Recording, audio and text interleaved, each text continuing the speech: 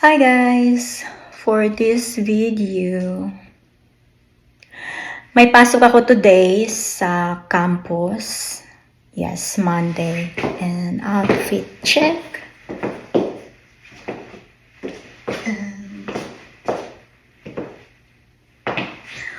Today, first time kong mag-present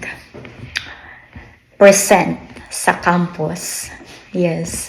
Pero last time, nag-present na din ako sa Zoom class meeting. But today, it's my first time to present sa campus. So, I will see how's the day going. Yes, last time ko talaga nag-present sa campus sa Philippines. 15 years ago, visual aid pa yung gamit. Yeah. Sa presentation ko, I use Canva. And it's easy to use, really. So, good luck to me for today. So, that's all. Thank you for watching. Bye.